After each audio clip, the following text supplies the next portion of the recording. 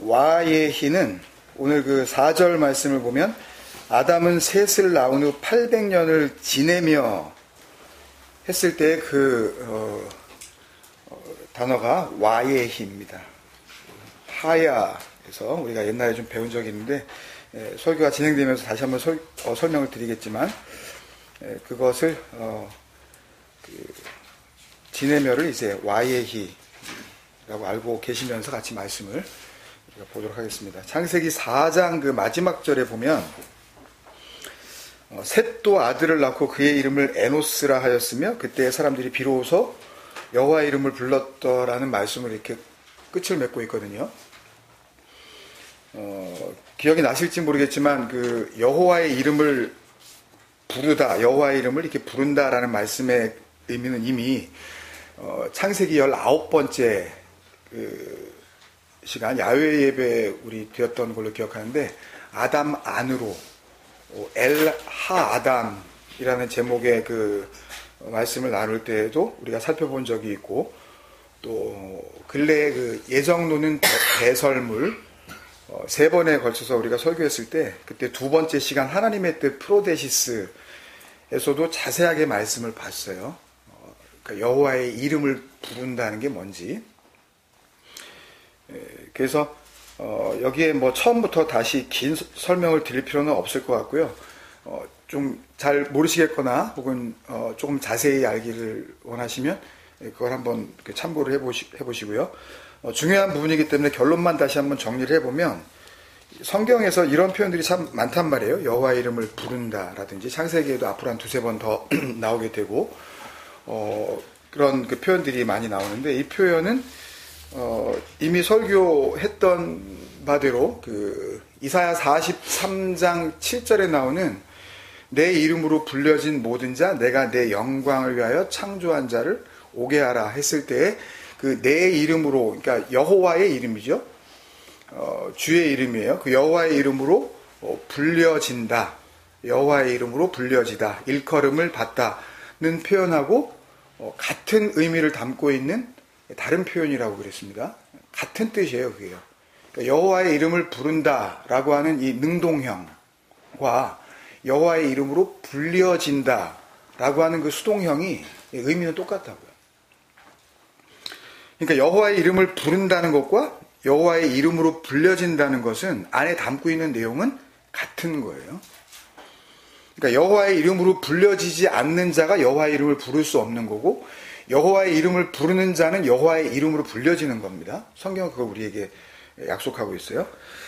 그 창세기 7번째 그 시간에 나누었던 걸로 기억하는데 진리로 흘려주시는 물 엘로힘 그 2번에 나눠서 그때 말씀을 봤는데 그때도 확인한 거지만 우리가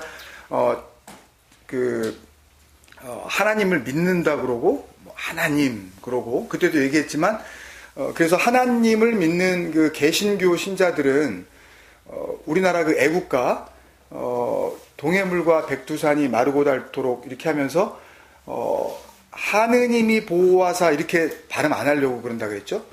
그거는 그게 아니지. 그래서 하나님이라고 그래야지 그거 하느님이라고 그러면 안 되지. 그러면서 보통 이 성당요 이 로마 카톨릭 다니시는 분들은 또 하느님이라고 또 불러요. 그래서 우리를 차별하죠. 우리는 하나님을 믿지 하느님을 믿지 않아. 이러면서 약간 좀 이렇게 우쭐해하죠.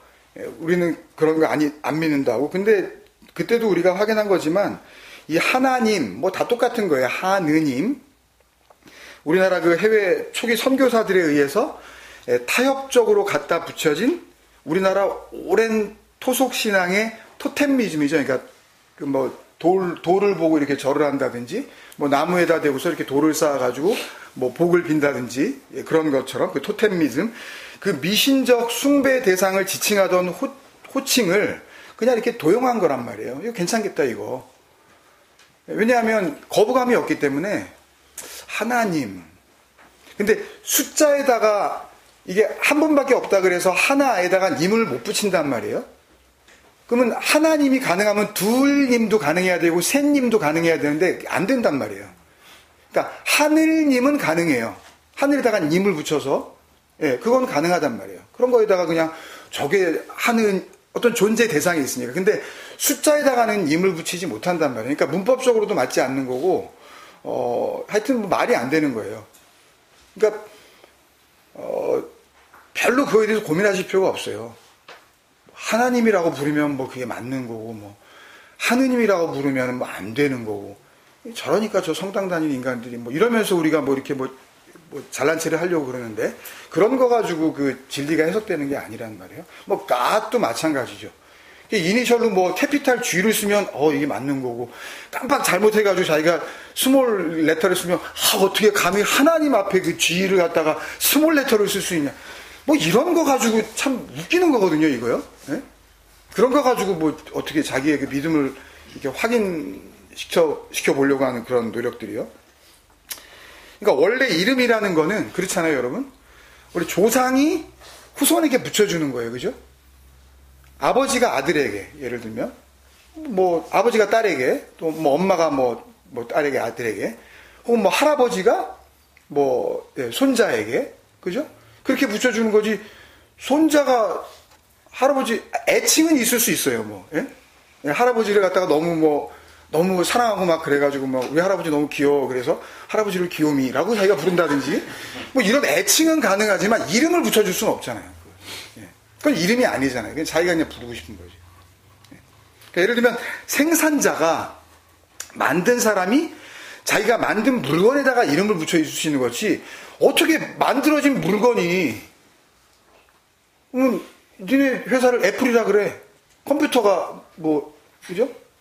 니네 회사를 그러면 삼성이라 그래, 갤럭시 뭐 이게 태블릿이, 말이 안 되는 거란 말이에요. 근데 우리가 그 존재를 알지도 못하면서 그냥 하나님이라고 붙여놓고서 좋아한단 말이에요. 하나님, 주여, 뭐 이러면 뭐 될 것 같은 그런 막 그 가능성이 막 내 안에서 막 이렇게 막 웃음치고, 나는 이 정도로 깊이 있는 신앙을 갖고 있다고 그렇게 된단 말이죠. 그러니까 먼저 있는 자가, 이름은 나중에 오는 자에게 붙여주는 게 이름이란 말이에요, 그죠? 그래서 하나님보다 앞선 존재가 없기 때문에 하나님의 이름은 누가 붙여줄 수도 없는 거고, 그래서 출애굽기 3장에 보면 그 하나님을 최초로 만나게 된 모세가 자꾸 당신 이름이 뭐냐고, 그러니까는 대답하시는 말씀이 나는 스스로 있는 자다, 그 에흐예 아쉘 에흐예 라고 이렇게 대답을 하셨는데, 그건 이름이 아니란 말이에요. 그건요. 그 지금 모세에게 나타나신 그 존재가 자기를 그냥 설명하시는 건데, 에흐예 아쉘 에흐예는 이게 말이 되는지는 모르겠지만 영어로 굳이 이거를 바꿨으면 being who being이에요. 그냥 있는 거예요. 그냥 설명할 길이 없으니까 이름도 없는 거고, 그러니까 존재하는 존재, 그런 뜻이에요. 진정한 존재. 그러니까 있는 거라는 의미 속에는 전에도 말씀드렸지만 그 존재가 진정한 존재고, 그 존재 아닌 나머지 모세를 포함한 너희 모두는 존재 아니야를 말씀하시는 거라 그랬잖아요. 그럼 우린 존재가 아니라니까요. 이걸 휴먼 비잉이라고 우리가 그러는데, 휴먼 비잉일 수는 있어요. 그렇지만 그건 비잉은 아니라고요. 존재는 아니라고요. 우리는 이걸 살았다고 하면 복음은 들리지 않는 거예요. 이 땅에서 잘 먹고 잘 사시고 즐기고 누리실 수 있을지는 모르지만, 이걸 지으신 그분의 세계로 나중에 갈 수는 없어요. 그게 성경에서 우리에게 확실하게 보여주고 있는 길이란 말이에요. 그게. 그러니까 존재하는 존재는 분명히 있음을 확인시켜 주시는 그런 설명일 뿐이지 이름이 아니거든요. 그러니까 이름도 없으신 그분의 이름을, 그 여호와의 이름을 비로소 그들이 불렀다라는 그 의미는, 당연히 그들이 그 이름을 알고 뭐 하나님, 뭐 여호와여, 뭐 아도나이, 뭐 주여, 뭐 이렇게 뭐 소리를 내기 시작했다는 것이 아니라 그분의 존재 안으로, 그러니까 이름이 불렀다는 이야기는 그 이름으로 불려졌다는 말이라 그랬잖아요.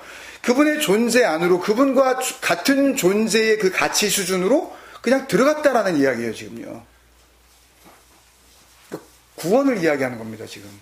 단순히 그때 여호와의 이름을 이제부터는 사람들이 이제 알고 이렇게 불렀나 보네, 이제. 기특하네, 인간들이. 뭐 그런 의미가 아니고요. 그분 안으로 들어갔다라는 이야기예요. 그러니까 여기에 다 복음이 담겨져 있기 때문에 이게 지금 내 얘기로 들려져야 되는 겁니다, 이게요. 그냥 뭐 그때 뭐 아담과 뭐 셋과 뭐 에노스가 뭐 여호와 이름을 그때 굉장히 꽤 오래된 몇천 년 전의 얘기인데 그때도 뭐 하나님의 이름을 불렀대네. 그렇게 성경을 읽으시면 여기에는 아무런 은혜가 없는 거예요. 그렇게 하시면. 그래서 히브리 사람들에게 있어서 이 이름이라는 것은 이 쉔이라는 단어는 가인에게 그 표를 주사했을 때의 그 주사 기억나실지 모르겠지만 그게 숨이라 그랬죠. 기억나세요? 마음으로 품다, 생명으로 간직하다 그런 뜻이거든요. 그 숨이에요. 쉔이. 그러니까 우리나라가 말이 가지고 있는 뭐 이름, 네임으로는 설명할 수 없는 단어들이에요. 그러니까 쉔, 숨. 그러니까 여호와의 이름을 불렀다라는 것은 숨. 그 의미를 간직하기 시작했다는 거죠. 그러니까 그분의 존재 안으로 들어갔다는 그 의미고, 이 쉔, 이 호칭 자체가 가지고 있는 것이 그 이름으로 불려지는 그 사람의 존재 자체, 품고 있는 거기 때문에요. 누군가 그 사람의 이름을 불렀을 때 그 사람의 존재 자체, 그리고 그 존재 방식과 존재 이유를 단적으로 설명해 주는 핵심 단어가 쉔이에요. 뭘 품고 있느냐는 거죠. 그러니까 그렇게 보면 세상은 딱 두 가지 이름밖에 없는 거예요. 자기 이름을 가지고 있는 자와 여호와의 이름을 가지고 있는 자, 둘밖에 없는 거예요. 그럼 우리가 다 구원받았다고 여기 앉아 계신 분들은 다 그렇게 생각하시지 않나요? 하나님 믿고. 그러면 그 하나님이 볼 때는 내 이름이, 이것도 오해하실 여지가 참 많은 얘기를 하려고 그러는데 또 여호와로 그렇게 보여지시는 거예요. 그 유일한 존재인 그 존재 안으로 들어가 버렸기 때문에 존재가 없어진 게 아니라 그 존재로 보신다고요. 이해되실지 모르겠어요. 예를 들면 창세기 17장에 보면 하나님께서 99년 동안이나 아브람으로 불렸던 이름을 99년 그 이름으로 불린 거예요. 그거를 아브라함으로 이렇게 바꿔주시는 장면이 나오잖아요. 그죠? 아브람이라는 이 단어는 아부와 룸이 이렇게 더해져서 만든 이름인데, 아부는 여러 번 또 이것도 또 설명드렸으니까 잘 아시겠지만 아버지라고 이렇게 부르면서 그걸 집이라 그런단 말이에요. 성전 그래요. 하나님의 집, 그거를 아부라 그래요.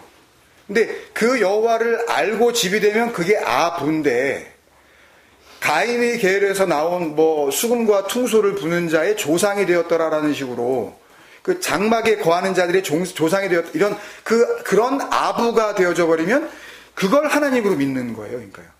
가축치는 것, 그것을 자기의 성전 삼는, 그러니까 자기 삶의 이유로 삼는 거죠. 그러니까 이 아브라함에서 이 아부는 집, 성전, 아버지라는 의미의 히브리어 명사, 그 아부와 룸, 그러면 이게 교만함, 교만하다. 그러니까 스스로 높아지다 그런 뜻이거든요. 그러니까 내 자신이 내 자신을 인정하는 거예요. 나는 이런 사람이야, 나는. 그런 거 있죠. 누가 없어도 되는 거, 그냥. 내가 충분히 이렇게 과시하면서 살 수 있는 상태. 그걸 룸이라 그래요. 그러니까 아브람의 의미는 무슨 뜻이겠어요? 그러니까 교만의 아버지, 그런 뜻이에요. 아주 쉽게 풀이하면 스스로 높아져 있는 자들의 조상, 그런 뜻을 가지고 있어요. 굳이 여호와의 이름으로 불려지고 뭐 그런 거 필요 없는 거죠. 그냥 아브라함으로 불려지면 되는 거예요. 그러니까 여호와의 이름으로 불려지지 않으면 나머지 이름은 전부 뭐겠어요? 전부 아브라함이에요. 99살 때까지 그 이름을 불린 거예요. 그 사람의 존재 방식이, 존재 이유 자체가 그랬다는 걸 알려주고 있는 거죠. 그러니까 이건 그 사람이 참 교만했다라는 그런 의미를 이야기하는 거 아니라는 거 아시죠? 오히려 자기가 세상 가운데서는 굉장히 이 겸양을 이렇게 보여주면서 모든 사람에게 겸손한 그런 모습으로 살면서도 얼마든지 교만할 수 있습니다, 여러분. 어떻게 보면 그 사람이 더 진정한 교만한 사람일 수 있어요. 눈에 보여지는 그 겸손이 겸손이라고 생각하는 그 사람이 이 성경과 진리 앞에서는 가증스러울 정도로 더러운 교만한 자일 수 있다. 오히려 더. 왜냐하면 그 겸손을 자기의 가치로 삼고 있기 때문에. 그래 겸손하지 않은 자를 향하여서는 자기가 가지고 있는 겸손의 그 칼날을 무차별에 갖다 대니까 저 겸손하지 않아 저 인간 저거 하는 그. 진리의 세계를 모르고 아예 복음과 성경에 대해서 모르는 사람이 그렇다면 뭐 그러려니 하겠지만 하나님을 믿는다고 하는 자가 겸손이라는 자기의 잣대를 가지고 저거 겸손하죠. 겸손이 뭔지도 모르고 자기가 아브람인지도 모르는. 근데 그렇게 스스로 높아져서 결국 자기 자신이 자기 자신을 떠받드는 성전이었던 존재를 아브라함으로 부르겠다 그러시는 거죠.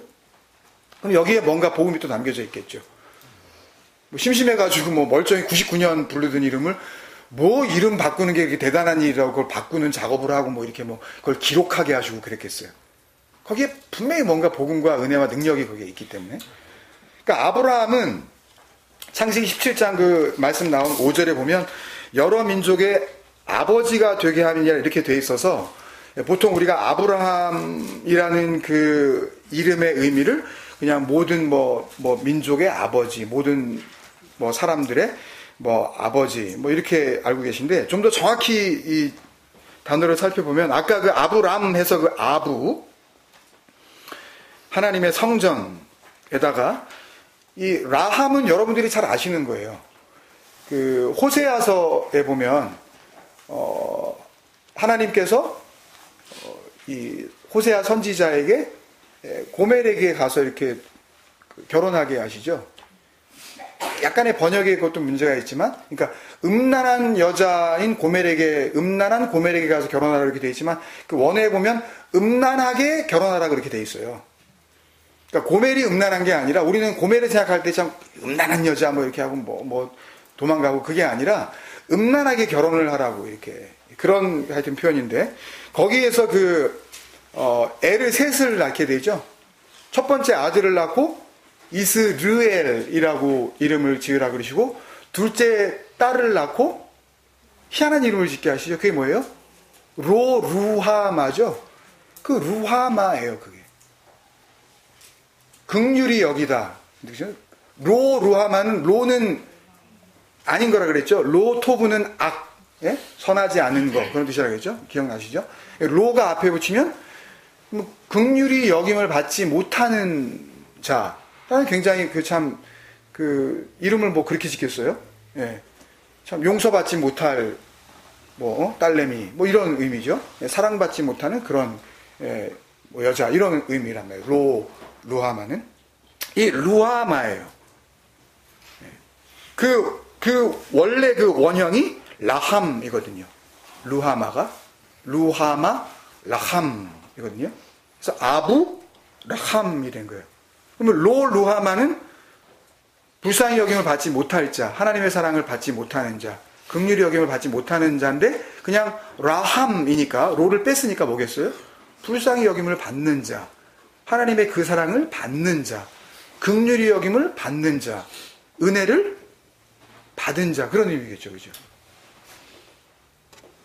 그거 만나서 지어진 이름이 아브라함이에요. 그럼 아브라함의 뜻은 뭐겠어요? 긍휼히 여김을 받은 아버지, 은혜를 받은 집, 하나님의 사랑이 임하시는 거하시는 성전 그런 의미입니다. 그냥 이 한 단어에 하나님의 약속과 구원 계획이 다 담겨져 있는 거예요. 쉽죠?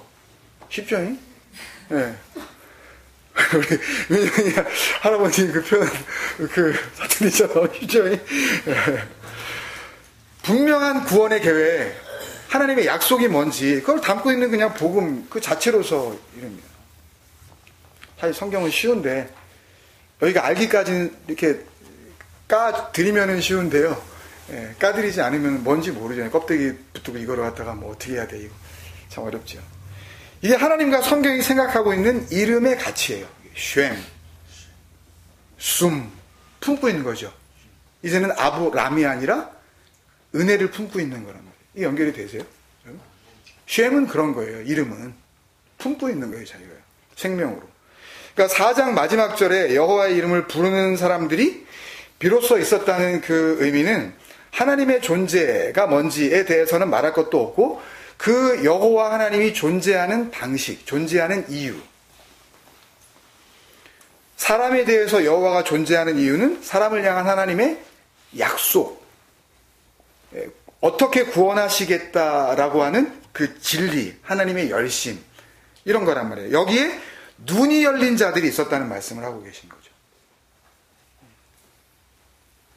그러니까 그렇게 진리의 눈이 열린 그 하나님의 약속에 눈을 뜬 그 가계가, 그 패밀리 라인이, 그 족보가 지난번 야외 예배 때 나눈 말씀, 그 창세기 46번, 그 만나야 할 자 마차에서 말씀드렸다시피, 아담, 셋, 에노스, 에녹, 노아, 아브라함, 이삭, 야곱, 그리고 이어서 예수 그리스도에게까지 이어지는 구원의 족보.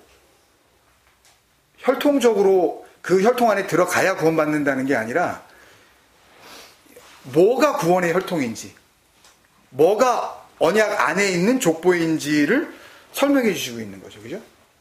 그러니까 그게 누가복음 3장에 있었잖아요. 그러니까 누가복음 3장에 나오는 그 에노스, 셋, 아담, 하나님으로 거슬러 올라가는 그 예수님의 구원의 족보, 실존했던 인물들을 배경으로 한 구원의 족보를 이야기하고 있잖아요. 실존 인물들을 지금 이야기하고 있는 거란 말입니다. 이건요. 예.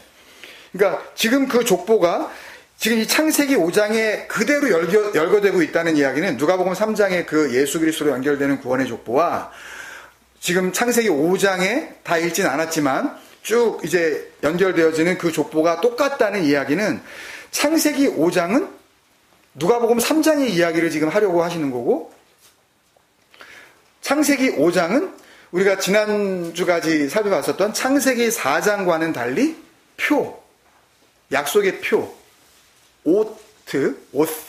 오트, 하나님의 구원이 무엇인지를 설명하는 상징물. 그죠? 그러니까 그게 뭔지 아는 거죠. 껍데기가 아닌 그 내용이 뭔지.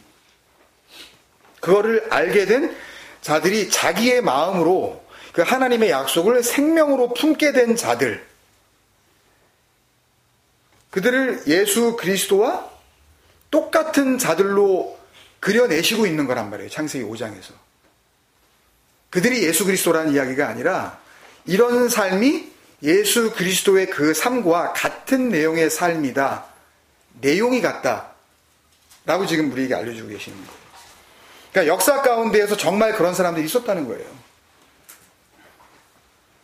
그러니까 구원은 그 이스라엘 거기 무슨 골고다 거기에 나무가 꽂혀지고 그 이후에 그 예수를 믿고 십자가를 이렇게 하고 그 사람들에게만 구원이 있는 것이 아니라 그런 얘기를 하거든요. 그리스도 전에는 구원이 없었다고 그런 얘기를 한단 말이에요. 성경이 그걸 이야기한다고. 근데 예수님은 모세가 쓴 모든 글과 시편과 구약에 있는 모든 예언들이 내 얘기였어 라고 했다면, 그러면 그 전에도 그 구원과 그 은혜는 이미 벌써 우리에게 주어지고 있었다는 얘기라는 말이에요. 누군가는 그 십자가를 알았다니까요. 그 약속이 뭔지를. 그러니까 실제로 그런 사람들이 있었다는 것을 우리에게 알려주고 계시는 거예요. 왜 이걸 알려주실까요? 왜? 지금 이 말씀을 받는 이스라엘 백성들은 광야 한가운데에 하나님으로부터 이 말씀을 받은 모세와 함께 있습니다. 그죠? 이걸 스데반 집사가 사도행전 7장 38절에서 뭐라 그랬죠? 광야 교회라 그랬죠. 광야 에클레시아라 그랬죠. 엔 에르모스 에클레시아라 그랬단 말이에요. 광야 교회들이 있다는 거죠. 그러니까 뭔가 불려진 자들이 있다는 거예요. 그때도. 그리고 오고 오는 모든 세대 속에서 지금 우리가 살고 있는 바로 오늘 지금 이 시간까지 그 우리가 알 수 없는 그 긴 시간 동안 오고 오는 모든 그 제네레이션 속에서 모세와 함께 있는, 모세는 뭘 상징하죠? 성경에서? 율법을 상징하죠. 율법과 함께 그것을 껍데기로만 보지 않고 그 표에 담겨져 있는 내용으로서 그걸 간직하게 된 그 진리와 함께 하게 될 그 교회들, 그 에클레시아들, 영적 이스라엘들 또 있는 거죠. 그게 역사 속에서 분명히 있다. 이런 사람들이. 그러니까 부르시면 나와야 할 죽음 가운데 있었던 에클레시아들, 저와 여러분, 그들이 이 기록된 말씀을 읽고 죽은 자를 살리시는 하나님의 음성을 듣는 거예요. 그리고 우리에게 살 길이 열리고, 그래서 길과 진리와 생명이 무엇인지 분명히 알게 되고, 그래서 내가 그 길 위에, 그 진리 위에, 그 생명 위에 세워짐으로 말미암아 내가 곧 뭐가 되는 거예요? 또 길과 진리와 생명이 되는 거예요. 이걸 가지고 또 참 그 위험한 발언을 하네, 또 그러실지 모르지만, 그러면 예수의 그 길 따로 있고, 그러면 나는 언제나 그러면 주님께서 줄기차게 내가 너희 안에, 너희가 내 안에, 뭐 아버지가 내 안에, 뭐 내가, 그럼 이거는 어떻게 설명하실 거예요? 내가 반드시 길이 돼야 된다니까요, 진리가.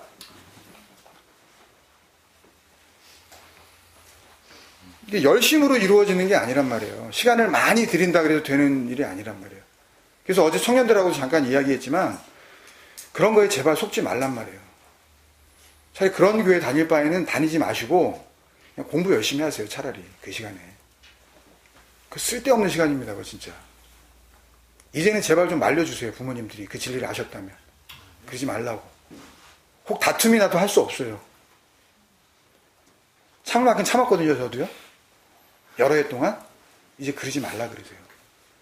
아무 의미도 없어요. 언제까지 기다리실 거예요? 얘기를 나누세요. 여러분들이 받은 은혜가 뭔지, 지난날 내가 헤매었었던 잘못된 길이라고 생각지도 못하고 그 길을 따랐었던 것이 뭔지 좀 얘기를 하시라고요. 이게 진짜 생명이라고 여러분들 말씀하시잖아요. 근데 왜 그냥 방치하시죠? 한번 뜨거운 맛을 봐야 돼. 세상이 얼마나 험한지 네 스스로가 한번 겪어야 돼. 한번 그거 두고 보시는 거예요? 그런 예를 옛날에 드린 적이 있잖아요. 아기가 그냥 겨우 기면서 이렇게 하는데, 이게 다리미 이렇게 뜨겁게 켜놨는데, 만약에 그걸 이렇게 다가가면 한번 손 대봐, 확 한번 뒤어봐야지 이것이 정신 차리지. 그러면서 손 대게 하는 부모 있습니까? 안 돼! 걔가 으앙하고 울지언정 그거 말릴 거 아니에요.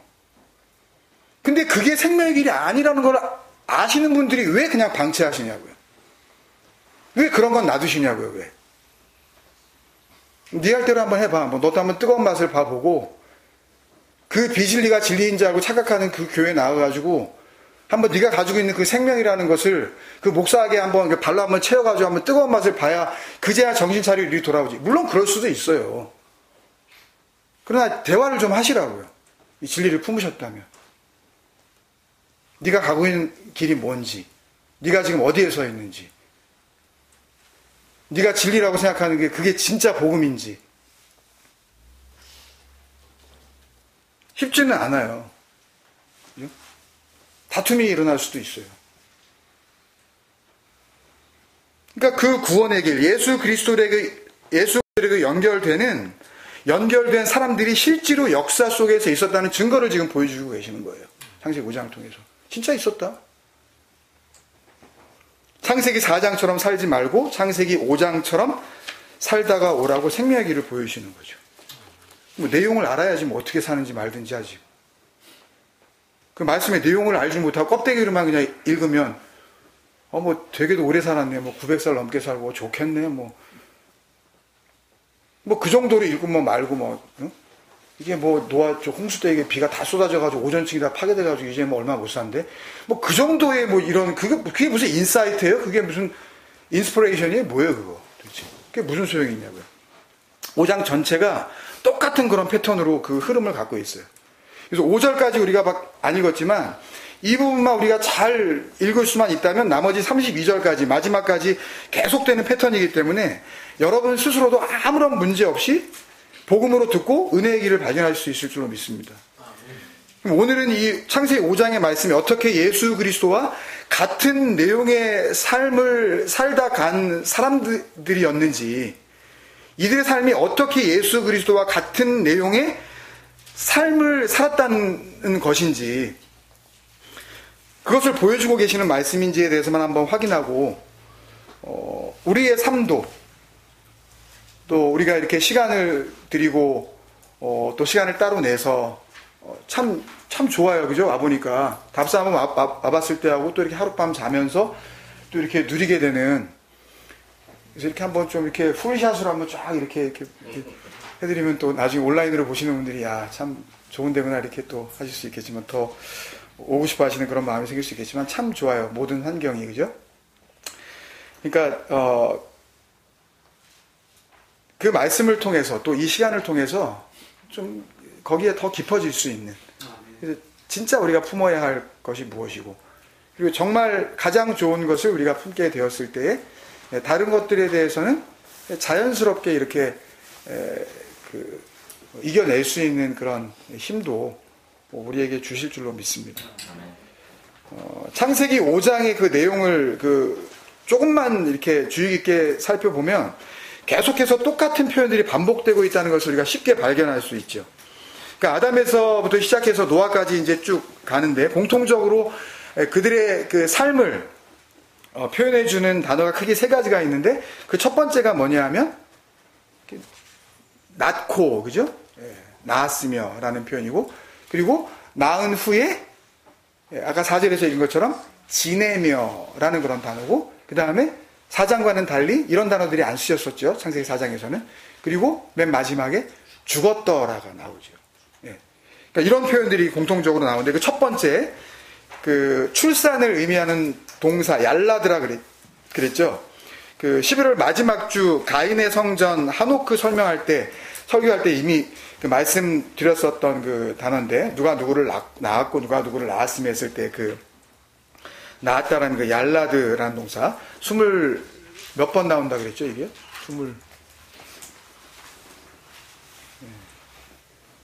28번 나온다 그랬죠. 그런 게 중요한 건 아닌데, 이제 그런 것들이 하나의 체크 포인트가 되는 거죠.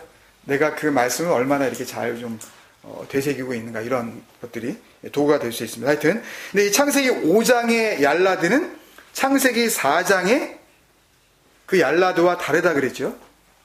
창세기 4장은 하나님의 은혜, 하나님의 그 진리와는 아무런 상관없는, 둘이 좋아서 그냥 만나서 순전히 인간적이고, 죄송합니다, 동물적인 출산이었다 그랬죠. 그러니까 아무리 고상한 척 하더라도 진리와 복음을 알지 못하는 상태에서 낳게 되어지는 후손들은 전부 그 동물적인 그냥 생산일 뿐이에요. 그에 반해서 창세기 5장의 출산은 전부 하나님의 은혜가 개입되어져 있는 출산이라는 의미에서 하나님께서 섬기셨다, 하나님께서 일하셨다 라는 그런 증거로 사역 능동형 동사, 좀 어려운 부분이었죠. 히필 동사라는 형태를 쓰고 있다 그랬잖아요. 그죠? 하나님께서 은혜로 낳게 하셨다는 거죠. 그게 뭔지 누가복음 1장에 보면 예수 그리스도의 출산, 그 얄라드의 출산, 그 히필형, 하나님께서 역사하시는 은혜로 말미암아 낳게 되어지는 그 근거를 우리에게 알려주고 있는데, 누가복음 1장 26절부터 31절까지 제가 보겠습니다. 26절, 여섯째 딸이라는 것은 뭐로부터 여섯째 딸이라는 거죠? 누구의 여섯째 딸? 그 친족인 엘리자베스가 나이 들었는데 아기를 가졌죠. 그게 나중에 세례 요한으로 출산이 되는 그 아기가 가져진 지가 이제 6개월 됐을 때, 여섯째 딸에 천사 가브리엘이, 이거 어저께 잠깐 말씀드렸지만 이런 거 가지고 이게 천사가 나타났네 그러시면 안 돼요. 앙겔로스 게브레엘이라는 말은 메신저 God person. 그런 뜻이에요, 그냥. 하나님께서 영감을 주셔서 그 말을 가지고 요셉과 마리아에게 와서 전하고 있는 그냥 말씀을 전하는 자란 뜻이라고 얘기해요. 천사가 이렇게 하고 왔다는 게 아니라 좋겠네, 천사도 보고 나도 천사를 보여주시옵소서. 그러면 진짜 천사가 나타납니다. 그거 예, 꿈에서라도 나타나가지고 뭐 삼신할머니가 나타나든 뭐가 나타납니다. 또 그러면 또 내가 그렇게 바랬더니 그게 나타났다고 그러고 또 그걸 붙잡죠. 내가 천사 만났다고 붙잡으시든지 말든지 하여튼 그런 거 아니에요. 나중에 유다서, 요한계시록 뭐 이런 데 보면 또 천사장 미가엘이 나오죠. 그러니까 말씀을 전하는 자로서의 천사장, 그러니까 이 가장 뭐 우두머리 그런 뜻입니다. 뭐 예를 들면서 리더급 가운데 미카엘이라는 것은 누가 하나님보다 더 나으랴 그런 뜻이잖아요. 그러니까 그런 이름에 있어서 뭔가 의미를 담고 있는 거지. 천사들이 쭉 있는 가운데 이제 그 중에서 천사장이 또 미가엘이 되는데 나도 천사장을 어차피 천사 만날 바에 그냥 천사장을 좀 만나봤으면 이렇게. 네. 그러면 마귀 왕이 옵니다. 그러면. 네. 천사 가브리엘이 하나님의 보내심을 받아 그냥 말씀을 듣고 거기 가서 전달하게 되는 거예요. 선지자들이 말씀을 듣고 마음 가운데 그 계시를 받아 누군가에 가서 전달할 수 있는 것처럼 받아 갈릴리 나사렛이란 동네에 가서 다윗의 자손 요셉이라 하는 사람과 약혼한 처녀에게 이르니 그 처녀의 이름은 마리아라. 그에게 들어가 이르되 은혜를 받은 자여 케카리토메네. 이게 케카리토메네가 카리스는 아시죠? 예, 은혜를 받은 자여 그런 뜻이에요. 은혜를 받다 그런 뜻이에요. 은혜를 받는 게 되는 거예요. 그래서 무슨 일이 벌어지죠? 평안할지어다 주께서 너와 함께 하시도다.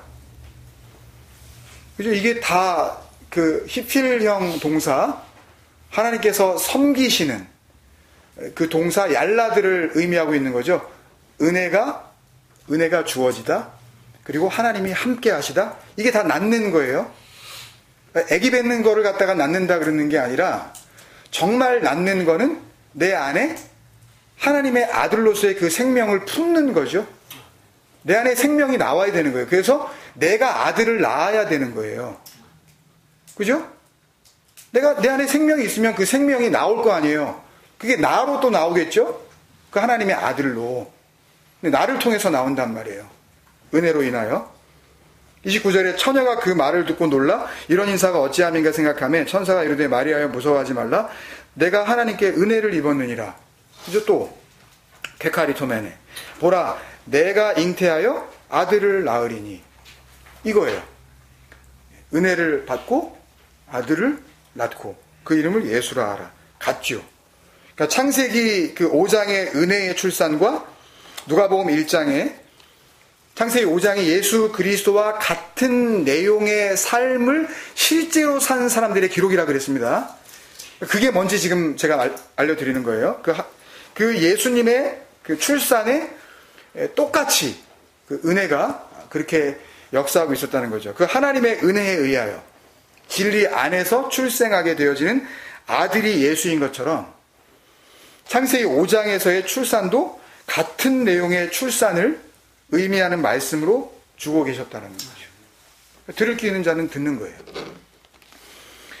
그리고 두 번째 표현은 잠시 놔두고요. 그 지내며 오늘 그 설교의 제목인 그 와예히 잠깐 놔두고 세 번째 반복되는 표현을 먼저 짚고 넘어가자면요.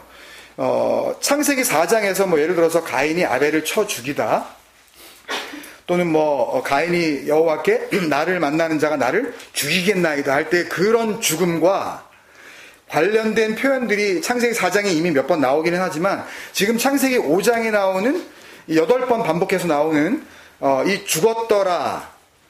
뭐 오늘 5절 말씀해 보면 그는 그 아담이죠. 930세를 살고 죽었더라. 이 죽었더라로 그 번역한 히브리어 동사 무트. 이거는 단 한 번도 쓰여지지 않았어요. 이건 창세기 5장에 처음 나와요.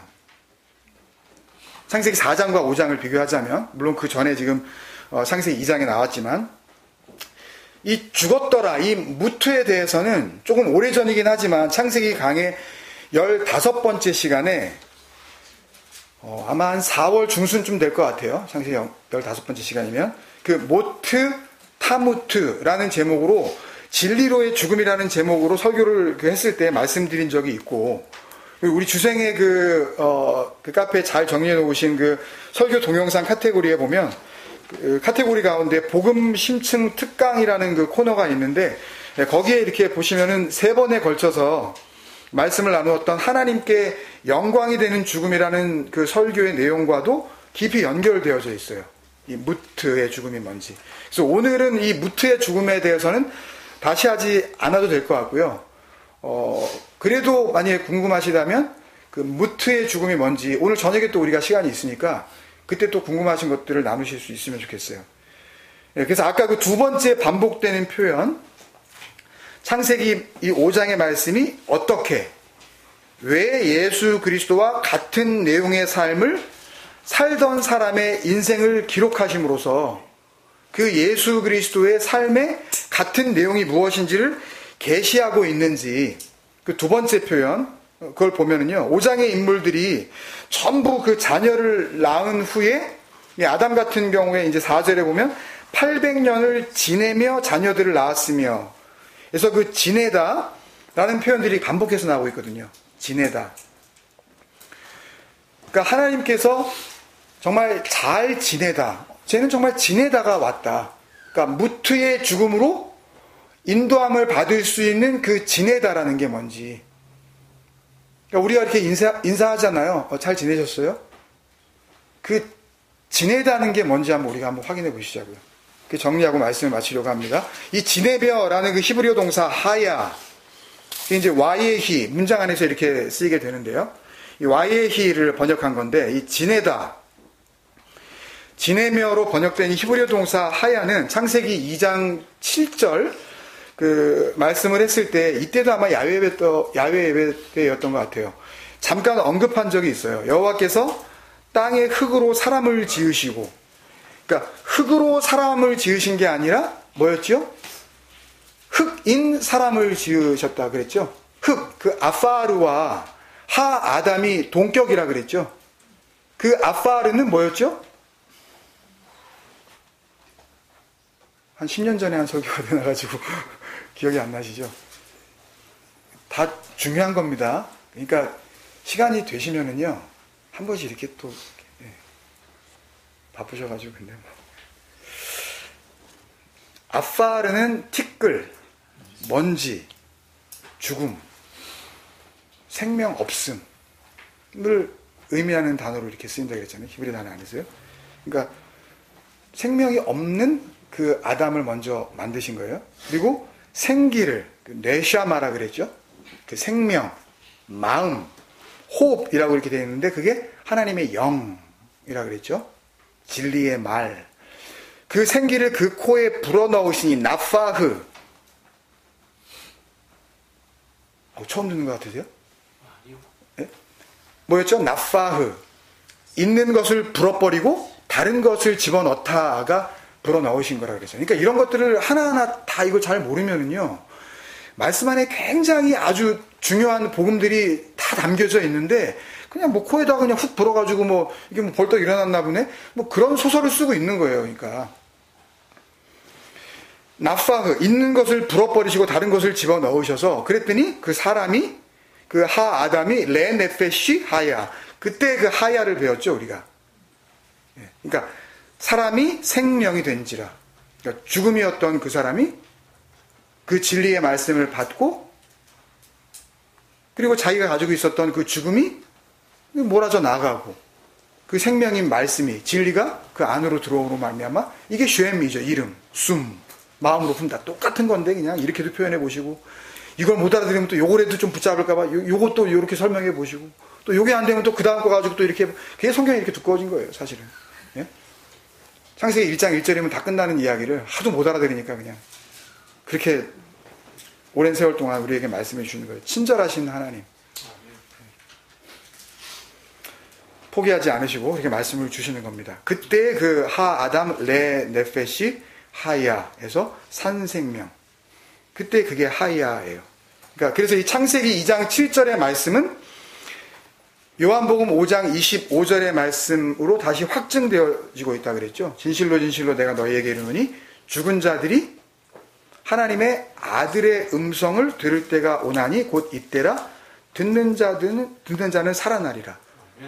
죽은 자, 하 아담 아파르, 생명이 없었던 그 사람에게 뭐가요? 하나님의 아들의 음성, 진리의 그 내용이 들려지니까. 죽었는데 어떻게 듣겠어요? 이거 전부 뭔가 상징을 하는 거예요. 듣는 자들이 있다는 거예요, 다. 그랬더니 산영, 하 아담 레 네페시 하야, 산영, 산생명, 구원받은 하나님의 백성이죠. 에클레시아예요. 죽음에서부터 불려져 나와서 생명으로. 그러니까 창세기 5장에 나오는 그들 모두는, 창세기 5장에 나오는 그들 모두는 죽은 자가 아니라 산 자가 된 거죠. 좀 더 정확히 말하면 살리심을 받은 거죠. 예, 정확히 말하면 그런 사람들의 이야기예요. 이런 사람들을 뭐라고 불러요, 여러분? 이렇게 살리심을 받은 자. 예, 아브라함. 살리심을 받은 자, 하나님의 아들. 그죠? 이 땅에 있는 자들은 그렇게 아들이 되는 거예요. 교회에 안 빠지고 몇십 년 나가시고 성경 공부 이런저런 코스 다 수료하셔가지고 서티피켓 한 서너 개 가지고 계시고 신학교도 다니셔가지고 소위 평신도인데도 말씀에 대해서 이렇게 아주 자세하게 잘 알고 그래서 되는 게 아니라 아들로 그 죽음을 통과하고 살리심을 받는 은혜가 무엇인지 그것을 자기의 생명으로 품게 된 그 몇몇 안 되는 그런 자들이 실제로 있었다는 거예요. 어디 있어요, 하나님? 예수 그리스도 같은 삶을 산 사람이 어디 있어요? 여기 있다니까요, 진짜로. 역사 속에서. 로마서 8장 11절을 보세요, 여러분. 예수를 죽은 자 가운데서 살리신 이의 영이, 그게 생기죠, 아까. 네슈아마. 그 호흡이죠, 하나님의. 진리의 말씀. 이의 영이 너희 안에 거하시면, 된 거죠? 여호와의 이름으로 불려지는 거예요. 품는 게 이름이 되는 거니까. 아브라함이 되는 겁니다. 은혜를 받은 자. 그러면 그리스도 예수를 죽은 자 가운데 살리신 이가 너희 안에 거하시는 그의 영으로 말미암아 너희 죽을 몸도 살리시리라. 살리심을 받은 자들의 이야기죠. 다 똑같은 이야기예요, 사실은. 그러니까 제가 자꾸 할 거 없다 그러는 거예요. 제 마음 아시겠어요, 여러분? 다 똑같은 얘기인데 각도만 다를 뿐이지, 이게. 각도만 다를 뿐이지. 열어드리면 이렇게 아신다니까요, 여러분도. 이런 거였는데 이거 가지고 하나도 어려운 거 없구만. 근데 돌아서면 또 하나도 모르겠네. 참. 그 하나님의 영으로 인도함을 받는 사람, 그 진리의 말씀 안으로 들어온 살리심을 받은 자들, 그걸 로마서 같은 그 8장 14절이 뭐라 그래요? 무릇 하나님의 영으로 인도함을 받은 사람은 곧 사람의 아들이 아니라 하나님의 아들이에요. 어제도 이렇게 같이 말씀 나누시면서 그 얘기 드렸지만, 이게 개의 자녀는 개입니다. 이게 동영상에 나가기 때문에 그 나쁜 말을 쓸 수 없어서. 사람의 자녀는 사람이에요. 하나님의 자녀가 어떻게 사람이겠냐고요.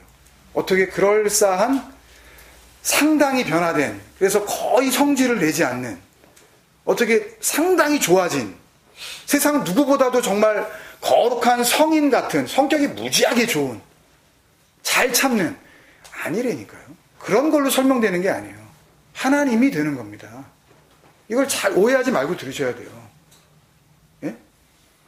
나중에 그 아버지의 그 아들이 그 아버지가 되잖아요.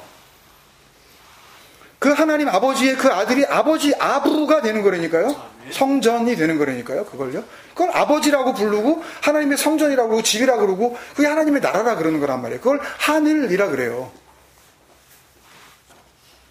그러니까 이대로 이 아들, 그러니까 이대로 아들이 되어져서 무트하면, 이 아들로 살다가 다 이룬 그 완성의 죽음, 그 예수 그리스도께서 그 아들이 되시는 그 과정 가운데, 완성하시는 그 가운데 다 이루었다. 그 하나님의 아들로서의 완성의 죽음을 맞이하게 된 거예요, 그들은. 육신을 벗어나서 완전히 그 영원한 아버지의 나라로 들어가게 된 거죠. 그 나라는 누구만 받는 거예요? 상속은 누구만 받아요? 아들만. 교회 열심히 다닌 사람이 받는 게 아니라 아들이 된 자가 받는 거예요. 그걸 우리는 나눠야 되는 거예요. 아들에게만 주어지는 아버지 나라에 들어가는 겁니다. 그러니까 창세기 5장은 예수 그리스도께서 하나님의 아들로 완성되는 그 죽음을 죽으셨던 것처럼 그렇게 하나님의 아들들이 되는 무트의 죽음을 맞이한 인생들의 이름을 그렇게 지내며 그 와히예의 그 살리심을 받은 그 지내며의 삶을 산 사람들의 그 실제적인 삶을 기록한 거죠. 그래서 창세기 4장에는 지내며가 안 나오는 거예요. 그러니까 잘 지내신다는 게 뭔지 아시겠어요? 몸은 아플 수도 있어요. 돈은 모자랄 수도 있습니다. 애들은 지지리도 말을 안 들을 수 있어요. 하는 일마다 잘 안 될 수 있습니다. 그렇지만 그거는 잘 지내며 그런 거하고 못 지내며 그런 거하고 상관이 없어요. 진짜 잘 지내는 거는 이걸 알아야 되는 거예요. 이 은혜로 살리심을 받는 거예요. 그리고 그렇게 그 지내며 그 살리심을 받은 은혜 가운데에 살아가는 걸 그거를 잘 지낸다. 이 땅에서 잘 지내다가 온 자라고 그러시는 거라고요. 다 알려주신단 말이에요. 그걸요. 이 육신 입고 왜 살아야 되냐고 알려주신단 말이에요. 그 네샤마 진리의 말씀이 들어와서 살아난 자들의 이야기.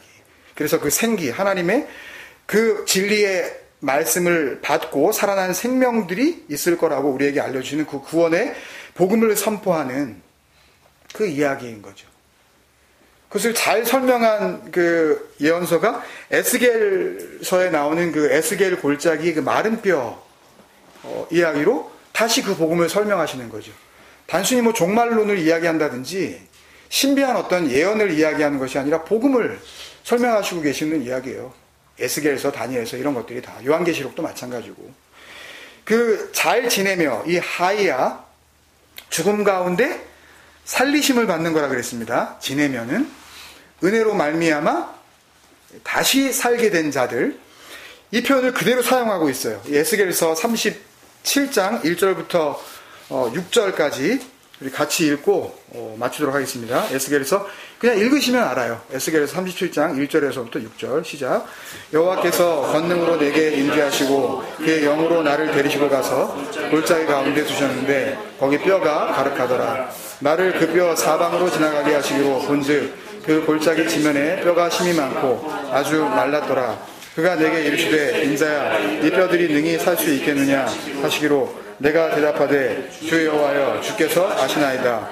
또 내게 이르시되 너는 이 모든 뼈들에게 대언하여 이르기를 너희 마른 뼈들아 여호와의 말씀을 들을지어다. 주 여호와께서 이 뼈들에게 이같이 말씀하시기를 내가 생기를 너희에게 들어가게 하리니 너희가 살아나리라. 와예히예요 이게. 6절 다같이 너희 위에 힘줄을 두고 살을 입히고 가죽으로 덮고 너희 속에 생기를 넣으리니 너희가 살아나리라. 뭐겠어요 이게요? 지내며예요 이게. 지내며. 또 내가 여호와인 줄 너희가 알리라 하셨다. 뭐가 여호와인지 알게 되는 자들이 있는 거죠. 마른 뼈가 뭔 소리를 듣겠어요? 네? 마른 뼈가 어떻게 살아납니까? 이건 뭔가 지금 상징하고 있는 거 아니에요. 그 뼈들에게 들려져야 할 소리가 있다는 거죠. 그거를 들었더니 그 뼈들이 살아나더라는 거예요. 창세기 5장을 통해서 하나님께서 이 살리시는 은혜를 우리에게 확인시켜 주시려고 하시는 겁니다. 얄라드 하나님으로 말미암아 그 은혜 가운데에 생명을 낳고 그 낳은 생명이 다시 또 그 얄라드 하나님의 은혜 가운데에 또 생명을 낳고 그리고 와예히 그 살리시는 은혜 가운데에 잘 지내다가 이 땅 가운데 그렇게 살다가 오라 하실 때의 무트 그 완성된 진리의 그 완성의 죽음으로 예수 그리스도와 똑같이 그 같은 내용의 삶의 그 본질로 그렇게 하나님의 나라로 들어가는 살리심을 받는 아들들만이 들어갈 수 있는 그 나라가 있다는 것을 우리에게 말씀을 통해서 정확하게 알려주시고 계시는 거죠. 그 은혜 가운데 여러분들이 잘 지내시다가 올 때는 우리가 순서가 있지만 갈 때는 순서가 없다 그러지 않습니까? 그 순서에 구애받지 않아도 되어지는 그런 잘 지내시는 그런 은혜의 삶을 사시기를 주님의 이름으로 축원드립니다. 같이 한번 기도하시겠습니다.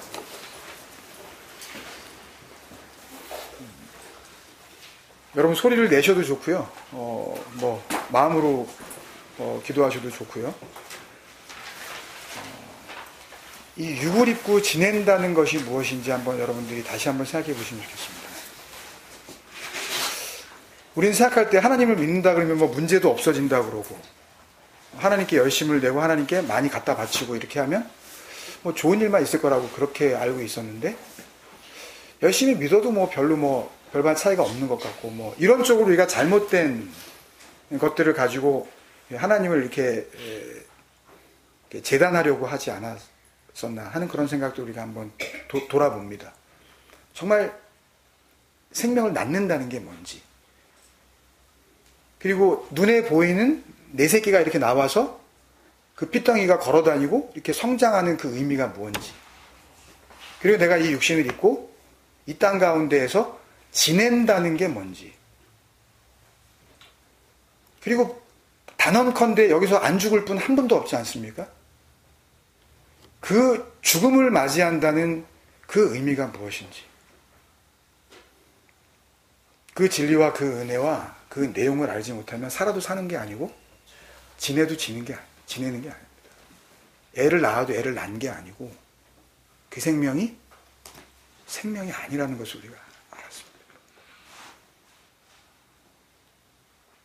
지금 내가 진정한 생명을 낳은 자가 되게 하여 주옵소서.